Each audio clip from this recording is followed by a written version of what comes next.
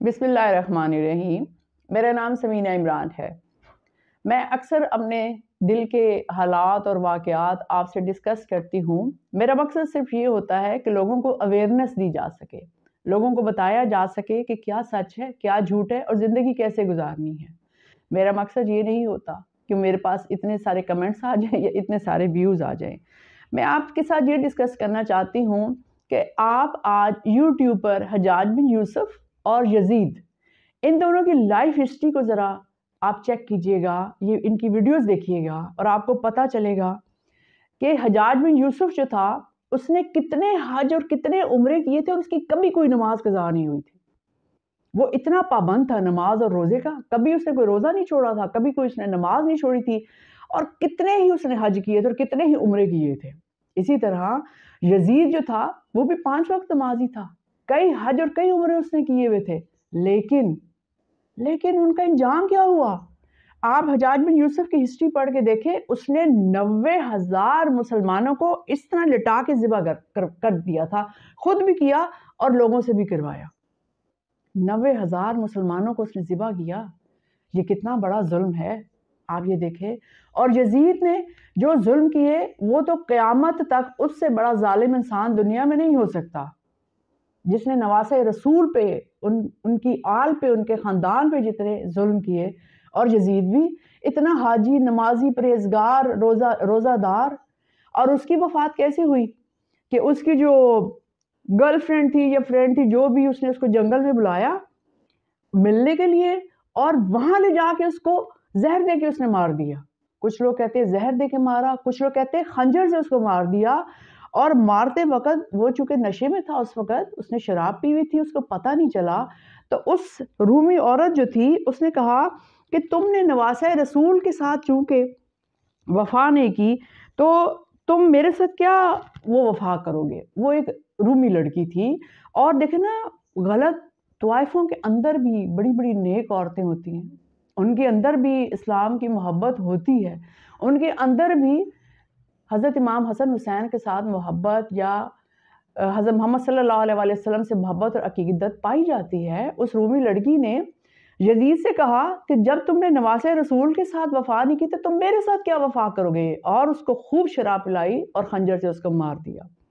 ناظرین کرام، یہ باتیں آپ کو بتانے کا مقصد صرف یہ ہے کہ ظلم جو ہے نا، جتنا بھی زیادہ ہو، آپ جتنے بھی بڑے ظالم ہو، ظلم ایک نہ ایک دن مٹ جاتا ہے۔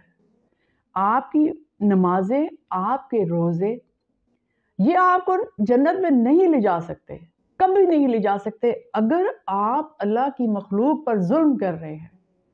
اگر آپ اللہ کی مخلوق پر ظلم کر رہے ہیں تو آپ کبھی جنت میں نہیں جا سکتے۔ آپ دیکھیں حجاج بن یوسف کی موت کتنی تکلیف دہ تھی، دنیا کے حکیم اتنے اکٹھے ہوئے اس کا علاج کرتے رہے، اس کا علاج ہی نہیں ہو رہا تھا۔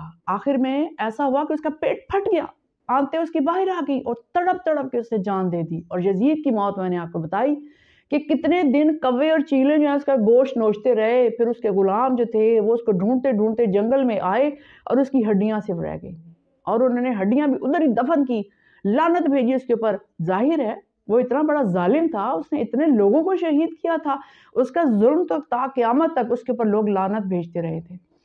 میں آپ سے یہ کہنا چاہتی ہوں کہ ظلم جو بھی کرتا ہے اس دنیا میں، چاہے وہ کسی ملک سے تعلق رکھتا ہے، چاہے وہ کتنا نیک ہے، اس نے کتنے حج کیے ہوئے ہیں، اس کو جنت نہیں ملتی۔ یہ اللہ کا قانون ہے۔ دیکھیں، نماز اور روزے یہ تو اللہ نے معاف کرنے ہیں نا۔ اللہ اتنا ظالم تو نہیں ہے کہ آپ کی اگر کوئی نماز قضا ہو گئی یا رہ گئی تو اللہ آپ کو دوزخ میں ڈال دے گا۔ اللہ رحیم ہے، اللہ مشکل کشا ہے، اللہ محبت کرنے والوں کو پسند کرتا ہے۔ اور اللہ تعالیٰ نے حضرت محمد صلی اللہ علیہ وسلم جب معراج پہ تشریف لے گئے تھے تو ان کو یہ بات بتائی تھی کہ محمد، مجھے وہ لوگ پسند ہے جن کا اخلاق اچھا ہے، جن کے دل میں نرمی ہے۔ اور اللہ تعالیٰ نے زبان میں ہڈی نہیں بنائی، اس لیے نہیں بنائی کہ اللہ کو زبان کی نرمی پسند ہے۔ اللہ کو ایسے لوگ پسند نہیں جو ظلم کرتے ہیں۔ دیکھیں نا، اللہ تعالیٰ نے اولاد کو بھی یہ فرمایا ہے کہ اگر تمہارے ماں باپ جب تم جوان ہو جاؤ تم سے کوئی بات اس وجہ سے نہیں کر پا رہے کہ تم ان کو ڈانٹ دو گے یا تم سخت ہو تو تف ہے تم پر، تم دوزخ میں جاؤ گے. یعنی کہ ماں باپ، ایسی اولاد جو ماں باپ پہ ظلم کرے یا وہ اتنی سخت ہو کہ ماں باپ جھجک کے اس سے بات کریں یا ڈر کے بات کریں تو اس کی بخشش نہیں ہو سکتی. ان ساری باتوں کا مطلب یہ ہے کہ نماز، روزہ، زکوٰۃ، حج، یہ ضرور 5 ارکان آپ ان پہ ضرور عمل کریں، لیکن ان کے ساتھ ساتھ دل کی نرمی اور زبان کی نرمی ہونا بہت ضروری ہے.